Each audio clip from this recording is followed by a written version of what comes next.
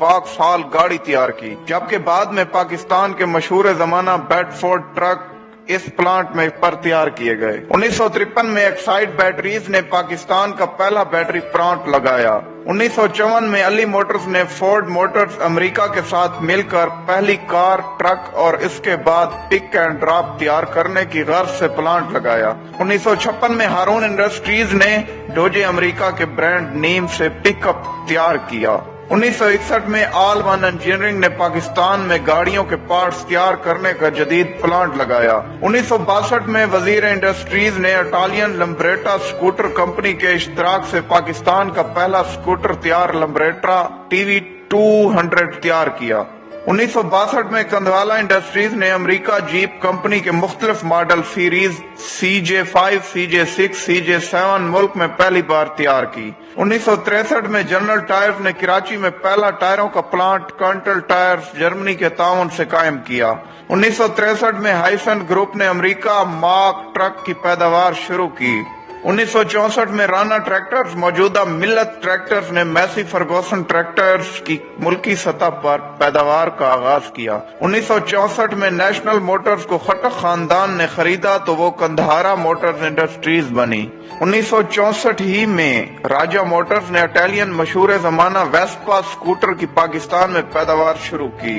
1964 इटलस autos ने पहला Honda motorcycle का प्लांट लगाया। 1965 में जाफर मोटर्स ने मुख्तलिफ ऑपरेशन जैसे trailer bed, ambulance, fire brigade के लिए गाड़ियां तैयार करने का आगाज किया। 1965 में मानो मोटर्स ने टोयोटा गाड़ियों की मकामी सतह पर पैदावार की बुनियाद रखी। फिर आता है कहानी में वो मोड़ जहां से शुरू होने वाला इंटरवल आज तक खत्म होने का नाम नहीं लेता। 1972 में तमाम ऑटो सनतों को कौमिया कर पाकिस्तान ऑटोमोबाइल कारपोरेशन का नाम दिया गया। अली मोटर्स को अवामी मोटर्स, वजीर आला इंजीनियरिंग को सिंध इंजीनियरिंग, हारून इंडस्ट्रीज को रिपब्लिक मोटर्स, गंधारा मोटर्स को नेशनल मोटर्स, कंधवाला मोटर्स को नया दौर मोटर्स, हाइसन को मार्क ट्रक, जाफर मोटर्स को ट्रेलर डेवलपमेंट कारपोरेशन का नाम दिया जाता है, जबकि राना ट्रैक्टर्स को मिल्लत ट्रैक्टर्स का नाम देकर पाकिस्तान ट्रैक्टर्स कारपोरेशन का इदारा कायम किया गया। माजरत के साथ भुट्टो साहब भी किसी के मंसूबों पर अपनी तख्ती लगाते रहे, जिसकी बदौलत आज तक हमारी सनत मुकम्मल बहाल नहीं हो सकी। अगर ये तमाम इदारे अपने असल मालकान के पास होते तो आज पाकिस्तान के अपने ब्रांड लॉन्च हो चुके होते। आज हमारे मुल्क की बनी गाड़ियां, मोटरसाइकिल, ट्रैक्टर और ट्रक दूसरे ममालिक की सड़कों पर नजर आ रहे होते, बिल्कुल ऐसे जैसे टाटा और महिंद्रा की मसनूआत अरब दुनिया और अफ्रीका में नजर आ रही हैं। आज इन कौमियाई गई सनतों में सिर्फ 3 टूटी फूटी हालत में किसी न किसी तरह जिंदा हैं, बाकी सब का वक्त के साथ इंतकाल हो चुका है। 60 की दहाई तक पाकिस्तान में इंडस्ट्री फरोग पा रही थी।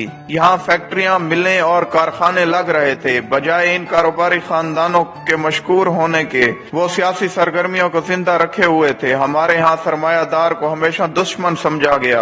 रही सही कसर भुट्टो के सोशलिज्म के ख्वाब ने पूरी कर दी। हमारे यहाँ नज़में पढ़ी जाने लगी छीनो मिल लुटेरों से। चुनाचा एक दिन भुट्टो साहब ने नेशनलाइजेशन के जरिए ये सब कुछ छीन लिया। लोग रात को सोए तो बड़े वसी कारोबार के मालिक थे, सुबह जागे तो सब कुछ उनसे छीना जा चुका था। भुट्टो ने 31 सनती यूनिट, 13 बैंक, 14 इंश्योरेंस कंपनियां, 10 शिपिंग कंपनियां और 2 पेट्रोलियम कंपनियों समेत बहुत कुछ नेशनलाइज किया। Steel mill corporation of Pakistan इनके जायज मालकान से छीन लिया गया। मजदूरों और वर्कर्स को खुश करने के लिए सोशलिज्म नाम पर ये वारदात इस बेहुदा तरीके से की गई। शुरू में कहा गया हुकूमत इन संतों का सिर्फ इंतजाम संभाल रही है, जबकि मलकियत असल मालकान ही की रहेगी। फिर कहा गया इन संतों के मालिक भी हुकूमत होगी। पहले कहा गया किसी को कोई जरे तलाफी नहीं मिलेगा, फिर कहा गया दिया जाएगा। कभी कहा गया मार्केट रेट पर दिया जाएगा, फिर कहा गया रेट का तयन हुकूमत करेगी। इमरान खान के मुशीर रजाक दाऊद के दादा सेठ अहमद दाऊद को जेल में डालकर इनका नाम ECL में डाल दिया गया। बाद अज़ां वो मायूस होकर अमेरिका चले गए और वहाँ तेल निकालने की कंपनी बना ली। इस कंपनी ने अमेरिका में तेल के 6 कुएं खोदे और कामयाबी की शरह 100% रही। आज हमारा ये हाल है कि हम तेल की तलाश की खुदाई के लिए गैर मिल्की कंपनियों के मोहताज हैं। सादिक दाऊद ने भी मुल्क छोड़ दिया, वो कनाडा शिफ्ट हो गए। MA रंगून वाला बहुत बड़ा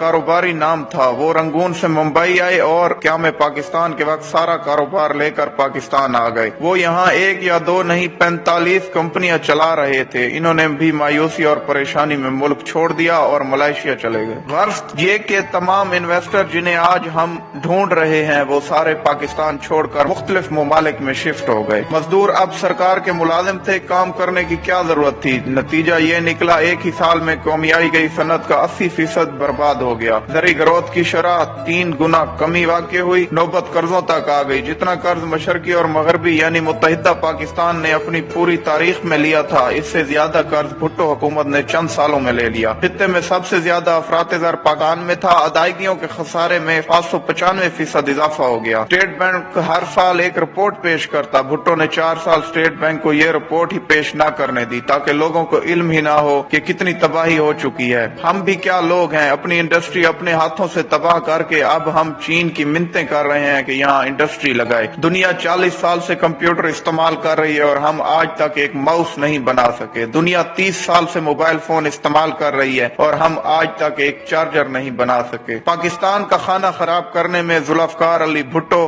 اور پیپل پارٹی کا پورا ہاتھ ہے، اور بھٹو کے بعد جو کرپٹ سیاستدان ہمارے ملک پر حکومت کرنے لگے ان کا بھی برابر کا ہاتھ ہے۔ والسلام۔